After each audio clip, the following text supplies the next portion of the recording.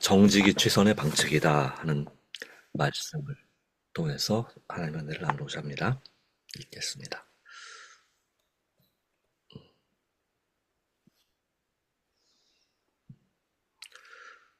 정직이 최선의 방책이다라는 말이 있다. 신앙에 대해서는 더욱 그렇다.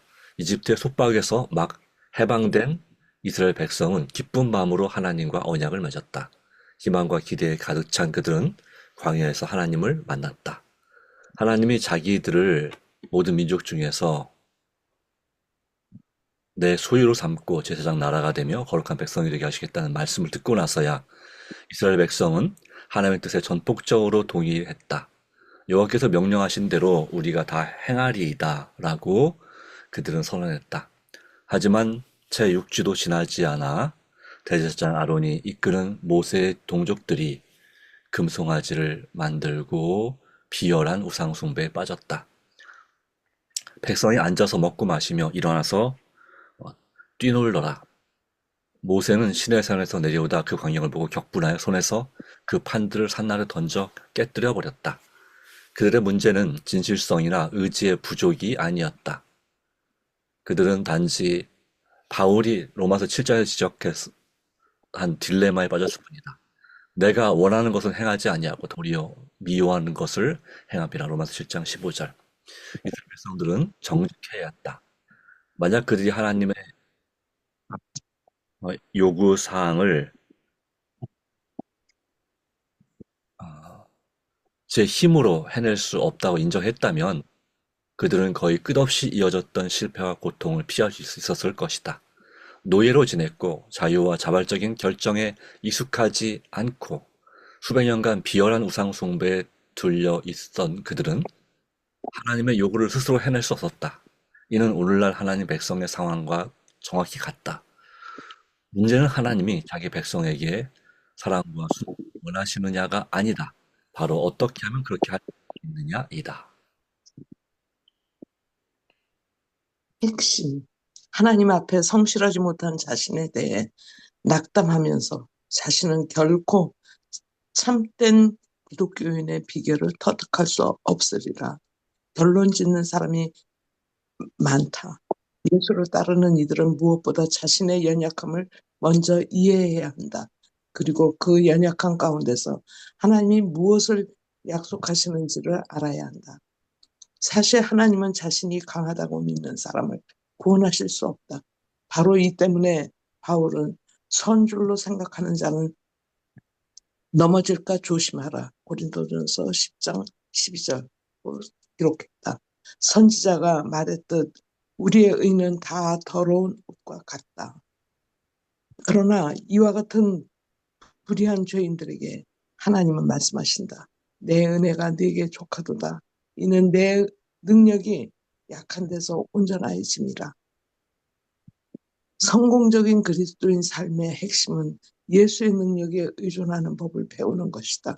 하나님은 자기 자녀에게 위대한 일을 이루라고 하시는 게 아니라 자기가 위대한 일을 이룰 수 있도록 자기에게 삶을 맡기라고 요구하신다.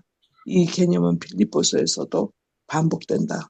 너희 안에서 착한 일을 행하시는 이가 그리스도 예수의 날까지 이루실 줄을 우리는 확신하노라.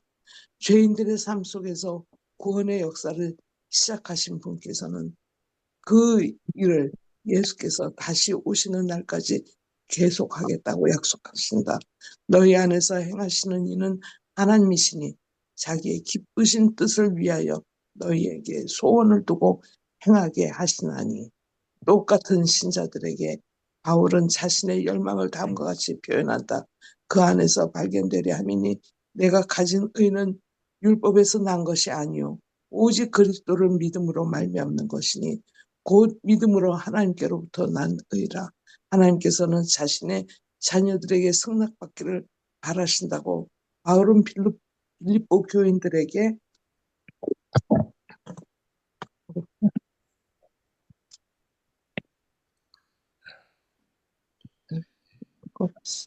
설명한다. 설명한다. 그분이 그들 안에서 자신의 삶을 직접 이루시겠다는 것이다. 삶을 하나님께 내맡긴 죄인은 예수의 의를 받는다. 삶 속에 성령이 거하시면 그분이 믿는 자 안에 그리스도와 그의 의를 가져다 주신다. 예수께서 자기를 따르는 자의 마음 안에서 삶을 시작하신다. 갈라디아서 2장 20절에서는 말한다. 내가 그리스도와 함께 십자가에 못 박혔나니 그런즉 이제는 내가 사는 것이 아니요 오직 내 안에 그리스도께서 사시는 것이라. 바울은 골로새 교회를 향해 복음의 이제 내가 비밀이란 너희 안에 계신 그리스도시니 곧 영광의 소망이니라고 설명했다. 자신과 제자들의 관계가 포도나무와 자기의 관계와 같다고 하신 예수의 설명도 그와 똑같은 개념이다. 내 안에 거하라. 나도 너희 안에 거하리라. 가지가 포도나무에 붙어 있지 아니하면 스스로 열매를 맺을 수 없음 같이 너희도 내 안에 있지 아니하면 그러하리라. 요한복음 15장 4절 말씀. 아멘. 그리스도 안에서 얻는 삶. 하나님의 자녀에게 매일의 삶은 자신을 그분께 내맡길 기회이다. 그리스도를 믿는 사람은 그분의 요새가 된다. 배역한 세상에서 그분은 그 요새를 굳게 붙드시며 자기의 권세 외에 어떤 권세도 용납하지 않으신다. 이렇게 하늘의 능력으로 채워진 영혼은 사탄의 공격에 난공불락이 된다. 너희 자신을 종으로 내줘 누구에게 순종하든지 그 순종함을 받는 자의 종이 되려는 줄을 너희가 알지 못하느냐. 혹은 죄의 종으로 사명에 이르고 혹은 순종의 종으로 의에 이르느니라. 로마서 6장 16절 말씀.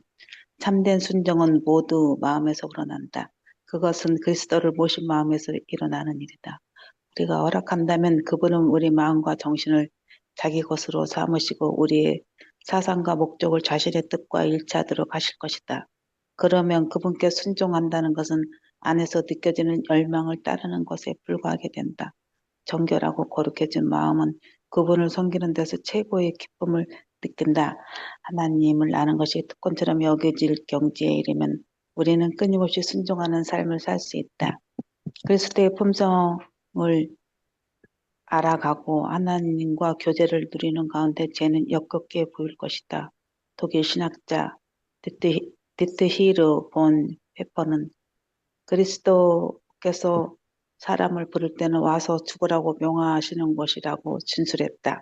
내 삶에 대해 죽어야 예수께서 우리를 자기 형상대로 만드실 수 있다. 더 온전히 그분께 굴복하는 법을 익히는 과정에서 실망스러운 일도 생길 것이다. 자신에게 솔직해지면 영성에 합당하지 않은 자신의 현실을 인정하게 된다. 그리고 바로 그 솔직함이 있어야 하나님께서 가장 연약한 삶 속에서도 칭의와 성화에 필요한 모든 것을 해주실 수 있다는 깨달음을 얻는다. 예수께서 자신을 내려놓으면 우리는 그 위대한 날을 믿음으로 바라볼 수 있다. 구속받은 자들은 그날에 이렇게 말할 것이다. 이는 우리의 하나님이시라. 우리가 그를 기다렸으니 그가 우리를 구원하시리라. 이는 여호와시라. 우리가 그를 기다렸으니 우리는 그의 구원을 기뻐하며 즐거워하리라. 시편 25편 9편 말씀. 아멘. 주 예수의 오시옵소서. 계시록 22장 2절 20절 말씀. 아멘.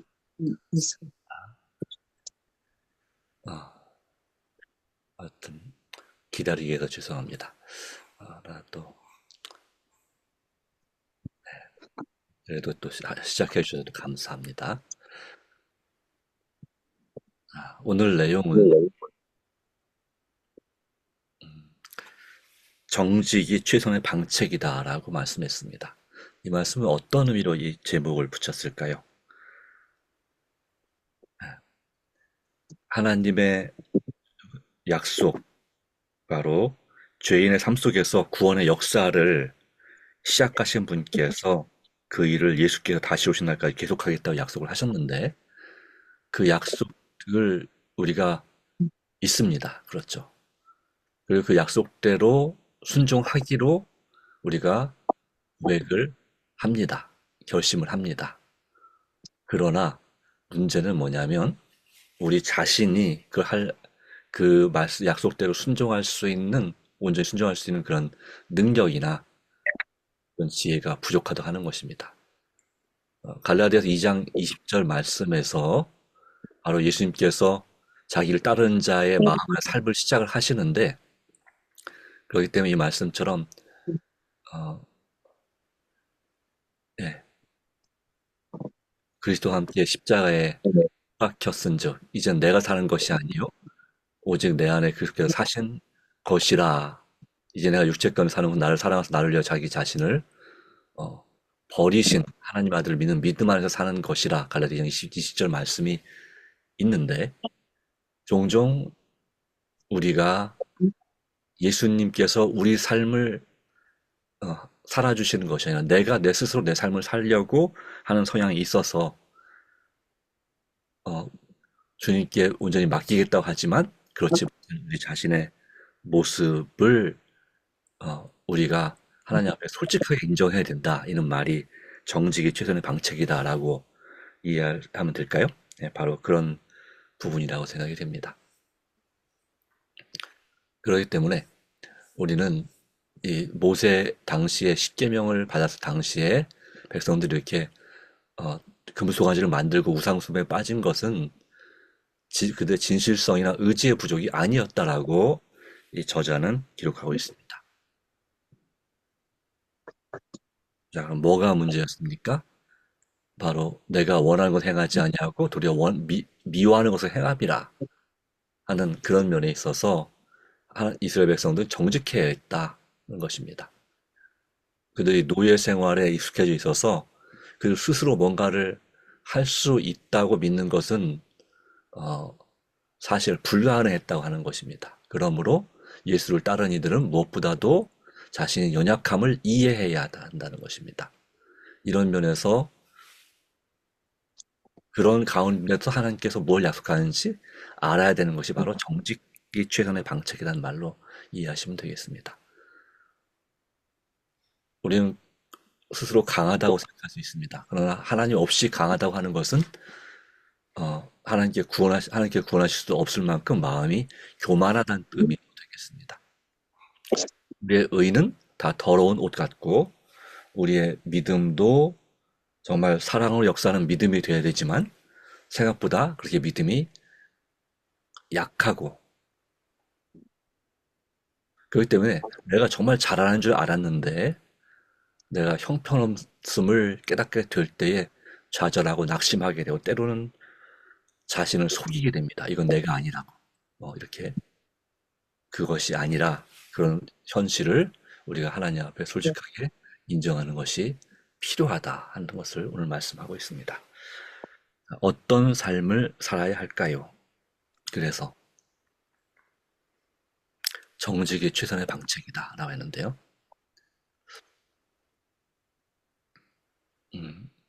우리 자신의 연약함을 인정하고 또 우리 자신의 품성을 우리 스스로 마음대로 우리가 통제할 수 없음을 인정하고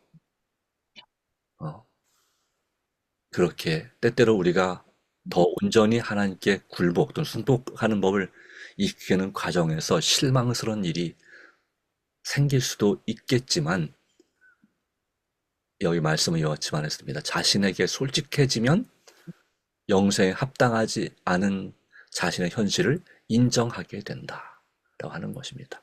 마치 이 병에 걸린 환자가 자기의 병을 인정하지 않고 의사에게 치료를 제대로 받지 않으려고 하고 자기 방식대로 치료하려고 하는 거나 마찬가지라고 하는 것입니다. 그렇기 때문에 그 자기 자신이 이런 병에 걸렸고 자기 스스로는 치료할 수 없음을 인정할 때 의사를 의지할 수도 있고 또 그 의사를 통해서 하나님께서 역사하실 수 있는 것입니다. 천연 치료도 마찬가지입니다. 천연 법칙을 내가 이리저리 들어서 아는 게 많이 있습니다. 그러나 우리가 힐링센터에 가서 그 원장님이나 그 강사님이나 그쪽에 치료 방침을 최대한 따르는 것이 좋은데 가서도 있으면서 이것이 좋다더라 저것이 좋다더라 얘기를 듣고 그냥 내가 하고 싶은 대로 먹고 또 이렇게 하게 되면 치료가 잘 일어나지 않습니다. 힐링센터에서. 그래서 이 뉴스타트 힐링센터, 우리 옛날에 요양원이라고 했었는데, 어떤 그런 살렘이나 베델이나 또 뭐 여기 가까운 네네. 청와대 그런 쉼터나 또는 에덴 요양병원이나 이런 데 가서 제일 병이 안 낫는 사람들이 안타깝지만 누구라고 하냐면 제7일 안식일 예수 재림교인이라고 합니다. 우리 교단 힐링센터에 갔는데 말입니다. 왜 그럴까요? 자식감. 음, 진짜. 나름대로 내가 아는 게 많다고 생각하고 다른 재림교인이 아닌 다른 기독교인들이나 다른 분들은 온전히 마음을 하나님께 엽니다. 그리고 자신의 솔직함을 인정하고 하나님께 온전히 의지하기 때문에 하나님의 사랑과 역사를 마음에서 깊이 깨닫기 때문에 그리고 하라는 대로 그대로 잘 하기 때문에 치료가 빨리 일어날 수가 있습니다. 그런데 말씀드린 대로 재림교인들은 좀 안다고 생각해서 또 여기가 우리가 아는 곳이라고 생각해서 종종 너무 무리해서 하거나 내 맘대로 하거나 그렇게 함으로 건강을 더 악화시키는 경우도 있거나 아니면 적은 효과밖에 못 보고 돌아오는 경우도 있다고 하는 것을 우리가 인정해야 된다는 것이죠. 마찬가지로 내가 좀 믿음이 없을 때는 하나님 앞에 솔직하게 전적으로 의지하고 나 연약한 삶 가운데 하나님께서 모든 걸 해줄 수 있다는 깨달음을 얻는데 내가 그런 경험을 하고 난 다음에 조금 내가 좀 믿음이 생긴 것 같고 그리고 하나님의 은혜를 받은 것 같으면 내 어떤 직분으로 해서 많은 칭찬을 받고 하게 되면 나도 모르는 사이에 내가 예수님 중심이 아니라 즉 자아를 굴복하는 것이 아니라 그래서 자기를 부인해야 되는데 자기를 인정하고 예수님을 부인하는 결과를 갖는 신앙생활을 하는 경우도 종종 있다는 것이죠. 이것을 우리가 인정해야 된다. 그렇게 해가지고는 엘리야가 그랬던 것처럼 또 모세가 그랬던 것처럼 종종 크게 실패할 수 있다고 하는 것입니다. 엘리야도 하나님의 놀라운 은혜와 역사로 갈멜산에서 불을 내리고 비가 오도록 기도해서 기도 응답 받은 다음에 그 다음날 자기 생명을 위해서 도망갔지 않습니까? 모세도 그가 40년 동안 이스라엘 백성들을 정말 성실하게 잘 인도해 왔습니다. 39년 동안 잘했습니다. 근데 마지막 1년의 하루를 견디지 못하고 백성들에게 물을 내라고 하는 하나님의 명령을 저 반석을 명하여 물을 내려는데 마치 그들이 물을 주는 것처럼 패역한 이 백성들 내가 우리가 너희를 위하여 물을 내리 하면서 반석을 지팡이로 2번 탕탕 쳐버렸죠. 그래서 그래도 하나님께서 응답을 해주셨지만 그러나 내가 나에게 영광을 돌리지 않았다. 네 자신에게 영광을 돌리고자 했다. 하여서 그가 살아서 가나안 땅에 들어갈 수 없게 되는 왜냐하면 그가 지도자였기 때문에 지도자의 모본이 너무 중요하기 때문에 그렇게 되는 실수를 했던 것입니다. 우리 자신도 마찬가지일 수 있습니다. 내가 이 전도회를 통해서 한 영혼을 구원했다고 해서 내가 모든 것을 이룬 것이 아니라는 것이죠. 그 다음에 내가 깨지고 쓰러지기가 어떤 하나님의 성공과 축복을 경험한 다음에 그렇게 무너지기가 쉽다는 사실을 솔직하게 인정해야 된다는 것입니다.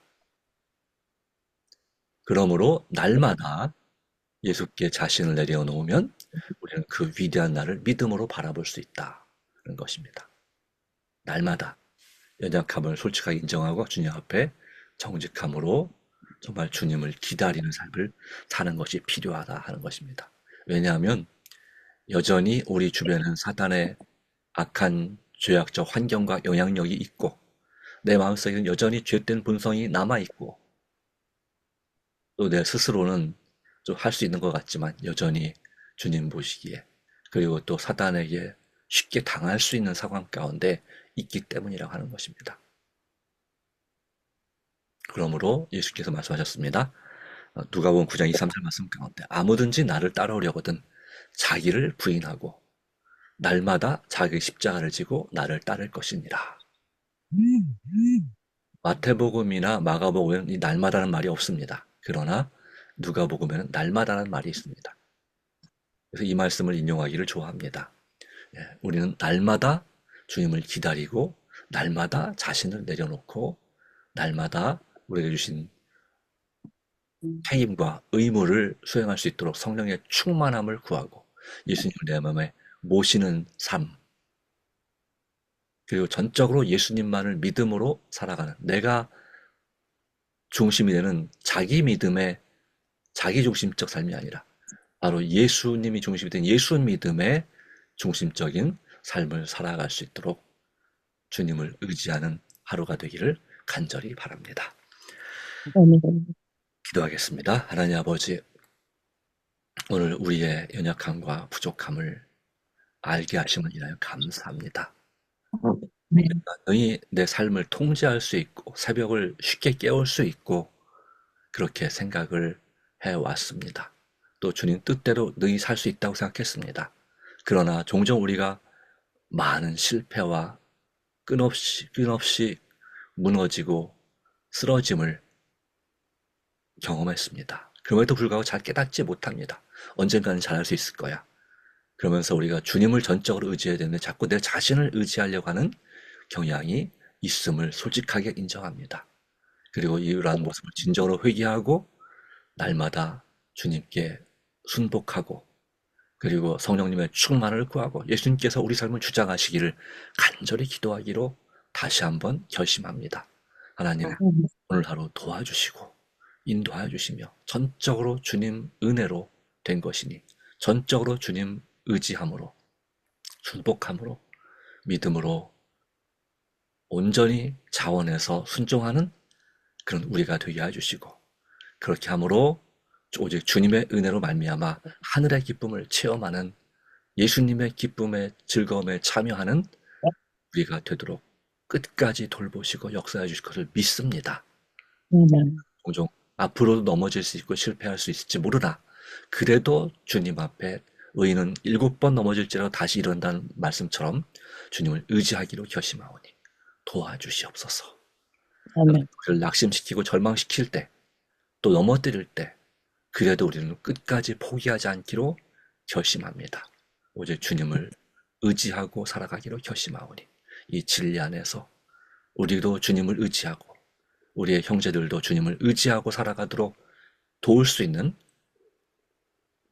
하나님의 자녀들이 되게 하여 주시옵기를 그리스도이신 예수님의 이름으로 간절히 기도합니다. 아멘. 네, 감사합니다. 광고를 하나 드리겠습니다. 제가 이제 일요일부터 다음 주 4일까지 12월 3일 수요일까지 연말 목회자 협의회가 있습니다. 서주하나협회 전체 한 200명 이상 모이는 거기에 참여하기 때문에 새벽 기도를 인터넷 상황도 그렇고 또 옆에 동료들이 있기 때문에 새벽 기도를 인도하기가 좀 어려울 것 같습니다. 그래서 개인적으로 수요일까지는 진행하시고 그 순서지에 있는 그 통독표 있죠? 만남실이죠. 각 시대장을 표대하시고 그 다음에 목요일부터 다시 새벽 기도회를 진행하도록 하겠습니다. 감사합니다. 개인 기도하고 감사합니다.